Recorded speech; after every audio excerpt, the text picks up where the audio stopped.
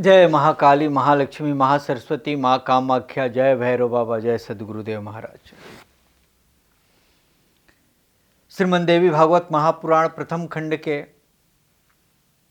पंचम स्कंद में 27 अध्याय की कथा हम लोग सुनने जा रहे हैं। इस कथा में शुभ का रक्त बीज को भगवती अंबिका के पास भेजना और उसका देवी से वार्तालाप। व्यास जी बोले, हे राजन, उन दोनों दैत्यों को मारा गया देखकर मरने से बचे सभी सैनिक भाग कर राजा शुभ के पास गए। कुछ सैनिकों के अंग बाणों से छिद गए थे, कुछ के हाथ कट गए थे, उनके पूरे शरीर से रक्त बह रहा था। वे सब रोते हुए नगर में पहुँचे। दैत्यराज शुभ के पास जाकर वे सब बार बार चीख पुकार करने लगे, हे महाराज, हमें बचा लीजिए, नहीं तो आज हमें कालिका खा जाएगी। उसने देवताओं का मर्दन करने वाले महावीर चंडमुंड को मार डाला और वह बहुत से सैनिकों को खा गई। अंग भंग हुए हम लोग इस समय भय से व्याकुल हैं। हे प्रभु, मरे पड़े हाथियों, घोड़ों, ऊँटों तथा पैदल सैनिकों से उस कालिका ने युद्ध भूमि को अत्यंत डरावना बना दिया। उसने समरभूमि में रक्त की नदियां बना डाली है, जिससे मांस कीचड़ की भांति मस्तक के केस सेवार के सदृश और टूटे हुए रथों के पहिए भंवर के समान, सैनिकों के कटे हाथ आदि मछली के समान और सिर तुम्भी के फल के तुल्य प्रतीत हो रहे हैं। वह रुधिर नदी कायरों को भयभीत करने वाली तथा देवताओं के हर्ष बढ़ाने वाली है। हे महाराज, अब आप दैत्य कुल की रक्षा कीजिए और शीघ्र पाताल चले जाएं, अन्यथा क्रोध में भरी वह देवी आज ही सभी दानों का विनाश कर डालेगी, इसमें संदेह नहीं है। हे दानवेंद्र, अंबिका का वाहन सिंह भी युद्धभूमि में दानों को खाता जा रहा है और कालिका देवी अपने बाणों से दैत्य सैनिकों का अनेक तरह से वध कर रही है। अतएव हे राजेंद्र, आप भी कोप के वशीभूत होकर अपने भाई निशुभ सहित मरने का व्यर्थ विचार कर रहे हैं। हे महाराज, राक्षस कुल का नाश करने वाली यह क्रूर स्त्री जिसके लिए आप अपने बंधुओं को मरवा डालना चाहते हैं, यदि आपको प्राप्त हो गई तो यह आपको क्या सुख प्रदान करेगी। हे महाराज, जगत में जय तथा पराजय देव के अधीन होती है। बुद्धिमान को चाहिए कि अल्प प्रयोजन के लिए भारी कष्ट न उठाएं। हे प्रभु, जिनके अधीन यह सारा जगत रहता है, उस विधाता का अद्भुत कर्म देखिए कि इस स्त्री ने अकेले ही संपूर्ण राक्षसों का संहार कर डाला। आप लोकपालों को जीत चुके हैं और इस समय आपके पास बहुत से सैनिक भी हैं, तथापि एक स्त्री युद्ध के लिए आपको ललकार रही है, यह महान आश्चर्य है। पूर्व काल में आपने पुष्कर तीर्थ में एक देवालय में तप किया था। उस समय वर प्रदान करने के लिए लोक पितामह ब्रह्मा जी आपके पास आए थे। हे महाराज, जब ब्रह्मा जी ने आपसे कहा, हे सुब्रत, वर मांगो, तब आपने ब्रह्मा जी से अमर होने की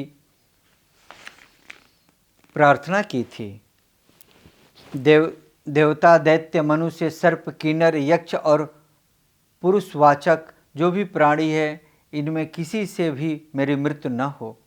हे प्रभु, इसी कारण से यह श्रेष्ठ स्त्री आपका वध करने की इच्छा से आई हुई है। अतएव हे राजेंद्र, बुद्धि से ऐसा विचार करके अब आप युद्ध मत कीजिए। इन देवी अंबिका को ही महामाया और परमा प्रकृति कहा गया है। हे राजेंद्र, कल्प के अंत में ये भगवती ही संपूर्ण सृष्टि का संहार करती है। सब पर शासन करने वाली ये कल्याणमयी देवी संपूर्ण लोकों तथा देवताओं को भी उत्पन्न करने वाली हैं। ये देवी तीनों गुणों से युक्त हैं, फिर भी ये विशेष रूप से तमोगुण से युक्त और सभी प्रकार की शक्तियों से संपन्न हैं। ये अजय हैं, विनाश रहित, नित्य सर्वज्ञ तथा सदा विराजमान रहती है। वेद माता गायत्री और संध्या के रूप में प्रतिष्ठित ये देवी संपूर्ण देवताओं का आश्रय प्रदान करती है। ये देवी निर्गुण तथा सगुण रूप वाली, स्वयं सिद्धि स्वरूपिणी, संपूर्ण सिद्धियों को देने वाली, अविनाशिनी, आनंद स्वरूपा, सबको आनंद देने वाली, गौरी नाम से विख्यात तथा देवताओं को अभय प्रदान करने वाली हैं। हे महाराज, ऐसा जानकर आप इनके साथ बैर भाव का परित्याग कीजिए। हे राजेंद्र, आप इनकी शरण में चले जाएं। ये भगवती आपकी रक्षा करेगी। आप इनके सेवक बन जाएं और इस प्रकार अपने कुल का भी जीवन बचा लीजिए। मरने से बचे हुए जो दैत्य हैं वे भी दीर्घजीवी हो जाएंगे। व्यास जी बोले, उनका यह वचन सुनकर देव से सेना का मर्दन करने वाले शुभ ने महान वीरों के पराक्रम गुण से संपन्न यथार्थ वचन कहना आरंभ किया। शुभ बोला, अरे मूर्ख, चुप रहो, तुम लोग युद्ध भूमि से भाग आए हो। यदि जीवित रहने की प्रबल अभिलाषा है तो तुम सब अभी पाताललोक चले जाओ। जब यह सारा संसार ही देव के अधीन है, तब विजय के संबंध में मुझे क्या चिंता हो सकती है। जैसे हम लोग देव के अधीन हैं, वैसे ही ब्रह्मा आदि देवता भी सदा देव के अधीन रहते हैं। ब्रह्मा, विष्णु, महेश, यम, अग्नि, वरुण, सूर्य, चंद्र और इंद्र, ये सब देवता सदा देव के अधीन हैं। हे मूर्खों, तब मुझे किस बात की चिंता? जो होना होगा वह तो होकर रहेगा। जैसा भवितव्यता होती है, उसी प्रकार उद्यम भी आरंभ हो जाता है। सब प्रकार से ऐसा विचार करके विद्वान लोग कभी शोक नहीं करते। ज्ञानी लोग मृत्यु के भय से अपने धर्म का त्याग नहीं करते। समय आने पर देव की प्रेरणा से मनुष्यों को सुख दुख, आयु, जीवन तथा मरण ये सब निश्चित रूप से प्राप्त होते हैं। अपना अपना समय पूरा हो जाने पर ब्रह्मा, विष्णु और महेश भी नष्ट हो जाते हैं। इंद्र सहित सभी देवता भी अपनी आयु के अंत में विनाश को प्राप्त होते हैं। उसी प्रकार मैं भी सर्वथा काल का बशवर्ती हूँ। अतः अब मुझे विनाश अथवा विजय जो भी प्राप्त होगी, उसे मैं अपने धर्म का समय पालन करते हुए स्वीकार करूँगा। जब इस स्त्री ने मुझे युद्ध के लिए ललकारा है, तब उसके भय से भागकर मैं सैकड़ों वर्ष जीवित रहने की आशा क्यों करूं? मैं आज ही उसके साथ युद्ध करूंगा। फिर जो होना होगा वह होए। युद्ध में विजय अथवा मृत्यु जो भी प्राप्त होगी, उसे मैं स्वीकार करूंगा। देव मिथ्या है, ऐसा उधमवादी विद्वान कहते हैं। इस प्रकार जो शास्त्र को जानते हैं, उन उधमवादी विद्वानों की बात युक्त भी है। बिना उधम किए मनोरथ कभी सिद्ध नहीं होते। केवल कायर लोग ही कहते हैं कि जो होना होगा वो तो होकर रहेगा। अदृष्ट प्रारब्ध बलवान होता है, ऐसी बात मूर्ख कहते हैं, न कि पंडित जन। प्रारब्ध की सत्ता है, इसमें क्या प्रमाण हो सकता है? क्योंकि जो स्वयं अदृष्ट है वह भला कैसे दिखाई पड़ सकता है?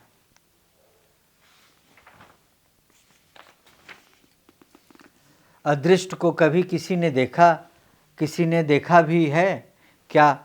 यह तो मूर्खों के लिए अभिषेक का मात्र, इसका कोई आधार नहीं है। केवल कष्ट की स्थिति में मन को ढाढ़स देने के लिए सहारा मात्र अवश्य बन जाता है। आटा पीसने वाली कोई स्त्री चक्की के पास चुपचाप बैठी रहे तो बिना उद्यम किए किसी प्रकार भी आटा तैयार नहीं हो सकता।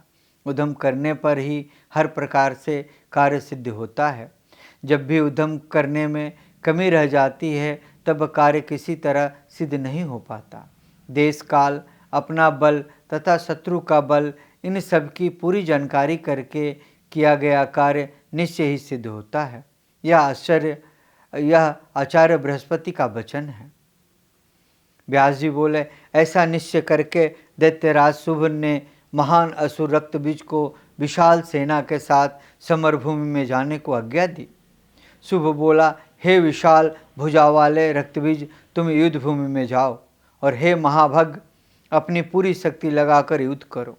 रक्तबीज बोला, हे महाराज, आपको तनिक भी चिंता नहीं करनी चाहिए। मैं इस स्त्री को या तो मार डालूंगा और या तो इसे आपके अधीन कर दूंगा।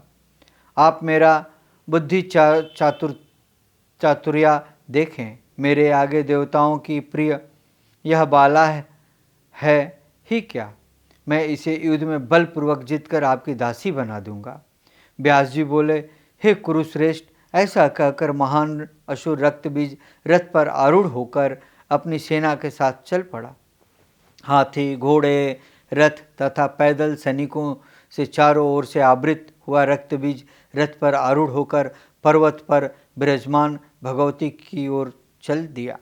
उसे आया हुआ देखकर देवी ने शंख बजाया। वह शंखनाद सभी दैत्यों के लिए भयदायक तथा देवताओं के लिए हर्षवर्धक था। उस भीषण शंख ध्वनि को सुनकर वह रक्तबीज बड़े वेग से देवी चामुंडा के पास पहुंचकर मधुर वाणी में उनसे कहने लगा। रक्तबीज बोला, हे वाले, क्या तुम कायर समझ के अपने शंखनाद से मुझको डरा रही हो? हे कोमलांगिनी, क्या तुमने मुझे धूम्रलोचन समझ रखा है? मेरा नाम रक्तबीज है। मैं यहाँ तुम्हारे ही पास आया हूँ। हे पिक भाषणी, यदि तुम्हारी युद्ध करने की इच्छा हो तो तैयार हो जाओ। मुझे तुमसे भय नहीं है। हे कांते, अब तुम मेरा पराक्रम देखो। अभी तक तुमने जिन जिन कायर दैत्यों को देखा है, उनकी श्रेणी का मैं नहीं हूँ। तुम जिस तरह से चाहो वैसे लड़ लो। हे सुंदरी, यदि तुमने वृद्धजनों की सेवा की हो, तो नीति शास्त्र का अध्ययन किया हो, अर्थशास्त्र पढ़ा हो, विद्वानों की गोष्ठी में भाग लिया हो, और यदि तुम्हें साहित्य तथा तंत्र विज्ञान का ज्ञान हो, तो मेरी हितकर व्यर्थ तथा प्रामाणिक बात सुन लो। विद्वानों की सभा में 9 रसों की अंतर्गत श्रृंगार रस तथा शांति रस, ये 2 रस ही मुख्य माने गए हैं। उन दोनों में भी श्रृंगार रस रसों के राजा के रूप में प्रतिष्ठित है। इसी के प्रकार से विष्णु लक्ष्मी के साथ, ब्रह्मा सावित्री के साथ तथा इंद्र शची के साथ और भगवान शिव पार्वती के साथ निवास करते हैं। उसी प्रकार वृक्ष लता के साथ, मृगी के साथ और कपोती के साथ आनंद पूर्वक रहते हैं। इस प्रकार जगत के समस्त जीवधारी संयोग जंती सुख का अत्यधिक उपभोग करते हैं। जो लोग भोग तथा वैभव का सुख नहीं प्राप्त कर सके हैं और अन्य जो कातर मनुष्य हैं, वे निश्चय ही मूर्ख हैं और देव से वंचित होकर यति हो जाते हैं। संसार के रस का ज्ञान न रखने वाले वे लोग मीठी मीठी बातें बोलने में निपुण, धूर्त तथा वंचकों द्वारा ठग लिए जाते हैं और सदा शांत रस में निमग्न रहते हैं, किंतु काम, लोभ, भयंकर क्रोध और बुद्धि नाशक मोह के उत्पन्न होते ही कहाँ ज्ञान रह जाता है और कहाँ वैराग्य। अतएव हे कल्याणी, तुम सभी देवताओं पर विजय प्राप्त कर लेने वाले मनोहर तथा महाबली शुभ अथवा निशुभ को पति बना लो। व्यास जी बोले, इतना कहकर वह रक्तबीज देवी के सामने चुपचाप खड़ा हो गया। उसकी बातें सुनकर चामुंडा, कालिका और अंबिका हंसने लगी। इस प्रकार श्रीमद् देवी भागवत महापुराण प्रथम खंड के 5वें स्कंध में 26 अध्याय की कथा 27 अध्याय की कथा ओम ततस्तम।